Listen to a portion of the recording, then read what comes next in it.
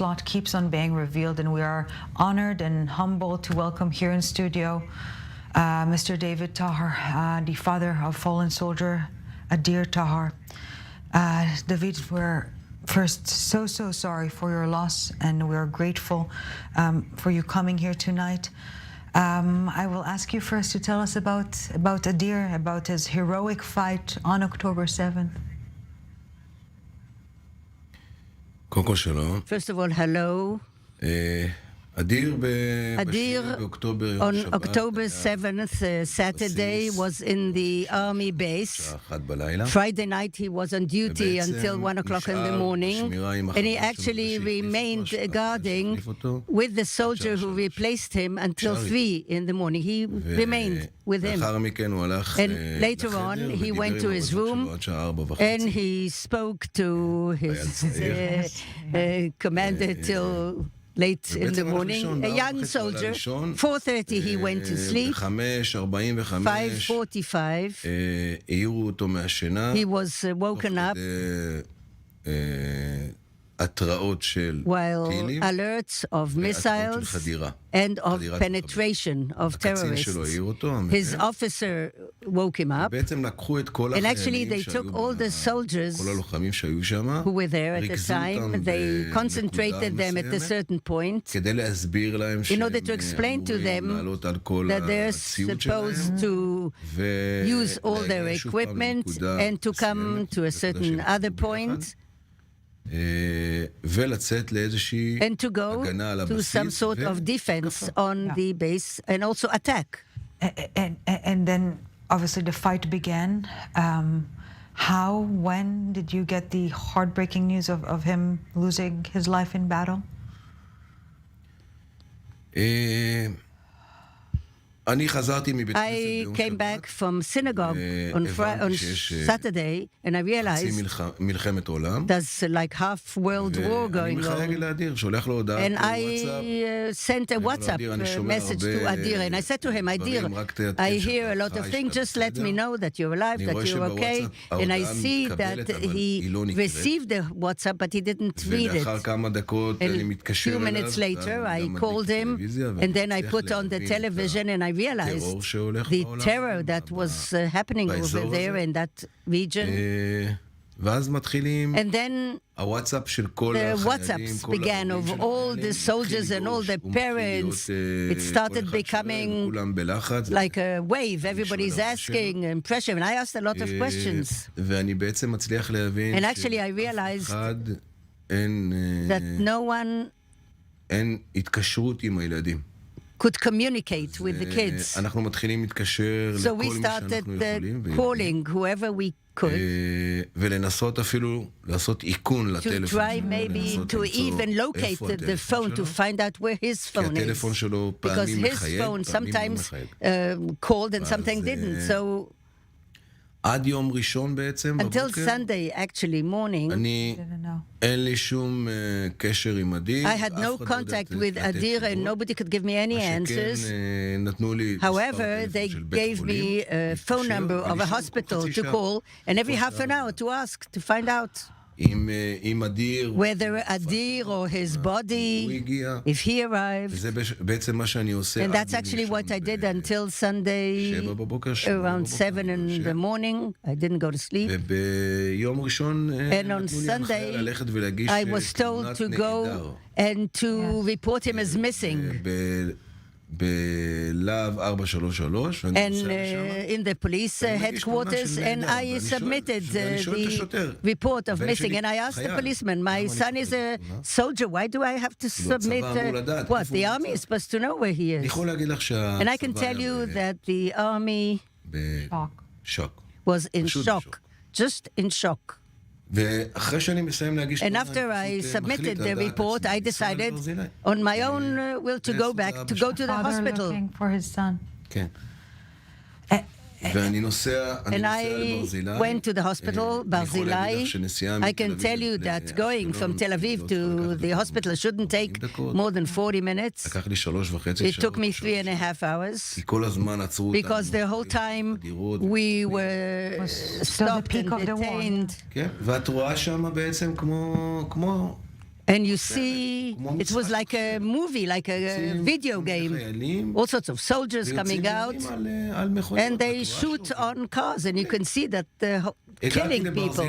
I got to the hospital, and I started looking around and asking. I went to the ER. I said, "Did you see a soldier? This is name Golani trooper." Nobody gave any answers. I even looked at pictures of people who came in a situation that couldn't be identified. I went through them as well, and it wasn't him. He wasn't there. And then I was referred to the military ER, sort of.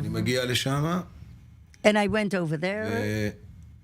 And I see one of the soldiers who was with Adir that day, apparently, on that day. And I asked him. I said, "You serve with Adir?" He says, "Yes." "Okay, did you see him? Do you know if he's alive or dead?" And apparently it was difficult for him, so he couldn't really utter it. But he said, "Look, I don't know, but I do know that he fought and he's a hero." Wow. Later on, he was taken by officers to interrogate that soldier so that I will not ask him too many questions. And after 3 or 4 hours of interrogation, they took him out. So I asked him again. It was important for me to ask him to understand that he not abducted my son. My greatest fear was that they abducted Adir, my son. From his answers, I understood that Adir is no longer alive. But after 1 hour, after he left, these officers came out and they asked me to go into the room, and there they told me that my son has fallen. For many people or parents, this is where the story ends. But for you, it's only the beginning, because you kept on looking for answers. I continued to look for answers because I didn't get them from the army. I cannot tell you if it's because of chaos, or they didn't know the answers, or they didn't want to cause pain. At the moment, I prefer to say it this way, but I can tell you that at a certain point, I stopped believing them. And I just investigated by myself. When I asked, after I was told that he fell, I wanted to see the body. I said, "Okay, if he's dead, where is his body?" And they said to me, in a place called Shura, in a place where they collected all the dead people. It sounded logical to me to go there, and they said, "No, you cannot get in." I said, "If I have to get in with my car, I'm going to get in." And finally, I realized that I'm not going to be allowed to get in, and they couldn't give me an answer. My children were still at home. They wanted to know, and I realized that the boy has fallen. So I went from the hospital to Jerusalem to update my children and Adir's mother. And then the army officers came to sit with me to plan the funeral, and we're talking about Sunday. And they set the funeral for Monday at 4 p.m. And I said, "All right, where is the body?" They talked to me about the funeral, but where's the body?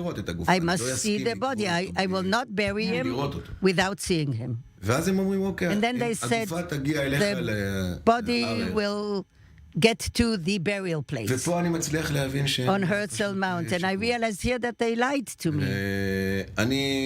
And on Monday, I waited in the morning. Nobody's talking to me, and I called them. They answered me at noon, and the funeral was supposed to take place at 4, and I realized that there'll be no funeral. And so at 12:30, they said, "Look, things are missing. We still haven't got the confirmation. We have to postpone the funeral." And at that time, there was a funeral of another soldier.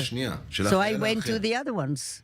ושם אני רואה מפקדים. And there I saw commanders of the army, and I went to them and said, guys, what's happening with my son? Nobody says. ושם בעצם הם נותנים לי And there actually they gave me a woman, an officer who really helped me, מחברת אותי למפקד and she connected me with a commander in that place, Shura, where all the bodies were collected, and I asked him to know if he could see my ולא רק son. שאם הוא רואה, Not only did he see my son, I need a proof כי אני כבר לא for my מאמין. son, because I don't believe anybody anymore. And I can tell you that from some Monday, אחרי ההלוויה הזאת, after עד יום that שלישי funeral, בבוקר, until Tuesday morning, אני עדיין ער. I was still awake from Saturday.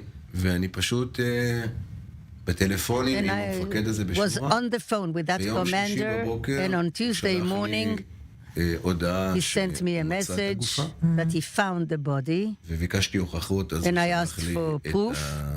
החוגר So he sent me a junior, his disc, ואז הוא מבין שאני רוצה dog לראות tag, את הגופה.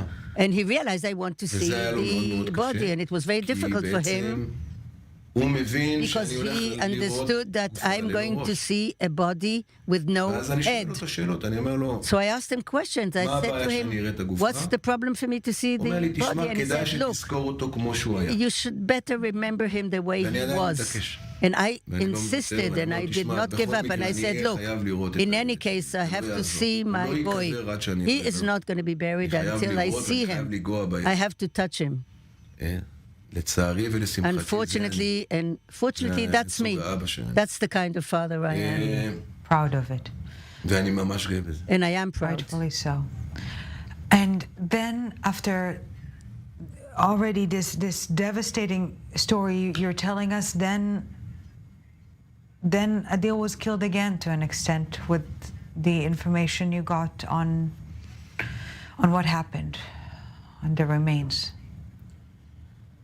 אני יכול להגיד I can שבעצם say that actually נלחם Adir באותה שבת, fought that Shabbat אומץ רב, with יחד great עם החברים courage שלו. together with his הם comrades. הרגו, They killed הם הרגו לא מעט טרוריסטים. quite a few terrorists, barbarous. זה המילים. These are the words. Barbaric terrorists.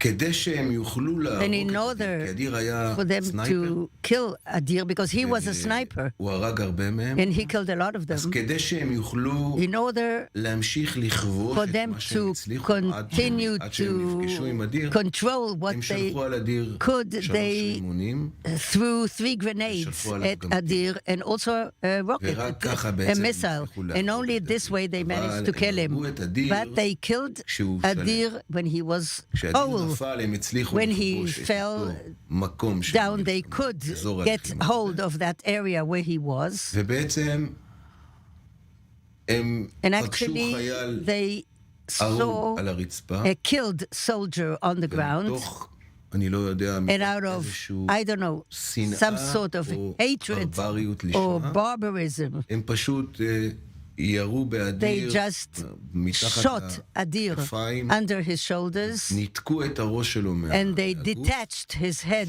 from his body. אני רוצה שתביני מה הם And I עשו. want you to understand הם what they לקחו את did. They הראש, took his head הכניסו בתוך תיק, and they put it in a bag, ולקחו את זה and they took it למכור את זה בעזה. to sell כי it in הובטח Gaza, להם לפי because they חקירות were promised, according to שהמדינה חוקרת את כל המחבלים investigations הערבים that האלה. we had from all these הובטח להם terrorists, לקבל they were promised סכום של to get $10,000 על כל חייל. $10,000 for ובית. every soldier and a house. אז אותו מחבל So שלקח that את הראש של terrorist אדיר who ניסה took Adir's להרוויח גם head כסף, wanted to make some money, והוא שם את זה בתוך תיק, and he put it in a bag. נכנס איתו לעזה, He went into Gaza זרק with את it, התיק בתוך threw the bag מקרר, into a fridge במרכז עזה, in the center of בתוך חנות של Gaza, גלידות, in an ice cream shop. הוא שם תיק, He put a שיש bag. בו, זה תיק It's a bag, יד, you know, like קצת כזה של handbag, חדר like a... כושר, Then when you go to the gym, שם בפנים כדור טניס, he put a כמה tennis מסמכים, ball in it and a few documents, חייל יהודי. and the head of a Jewish soldier. אם זה לא ברברי, If this is not barbarous, מושג מה I have barbar. no idea what is. סליחה שזה... No, the gut is turning. I'm the one who's sorry. You know, just we keep on hearing those horror stories, and it hits you every time anew. And thankfully our body is physically rejecting it. We cannot get used to it. And going through everything you went through, a dedicated father who literally will do everything and anything for his son, you decided to speak up. It's very important for us to talk about it. It's important that the world understands. Very important, this point. That there are, people, there are some opinions that say civilians, innocence in Gaza. And I must say it. I didn't find one civilian innocent in Gaza, and the most realistic proof is not from things that I say, but the people of Israel. You can see what happened on October 7th. These barbaric terrorists came in with GoPro cameras, documenting at that very moment, live, what they're doing. And there we saw elderly people, handicapped, who came to rape and to kill and to murder children and babies and women, and came to loot and to take and to steal. So who is exactly innocent? What, the elderly person who walked in with crutches? Who is innocent? Those small children who abducted small children. What innocence are we talking about? I can tell you that the soldiers, and among them my son, the hero, fought so that I and you will be able to walk around the streets here. Without them, I think that you and me as well, they would just murder us with great love. And another thing that's really so painful, who did they murder in these kibbutzim that were so close to the fence? Those people who used to yell at us, the state of Israel, help them, give them. These are the people they murdered. Not that it's better, but not. God forbid, it shouldn't. If any Jew, whoever it is, you cannot murder him. But you must realize and understand they do not differentiate between right and left, religious or secular. They want to murder all the Jews. And that's exactly our problem. And I wouldn't dare to say that this will be part of the legacy or the memory of your hero of a son or his fellow hero soldiers, but hopefully we will not forget so quickly exactly what you said, that we are all united, we're all one, and all the differences simply do not matter when we're facing the enemy. Mr. David Tahar, thank you very much for joining us here in studio and sharing your son's story and your story, a brave father of a brave son. Thank you very much. Thank you. תודה רבה. תודה רבה. Thank you very much.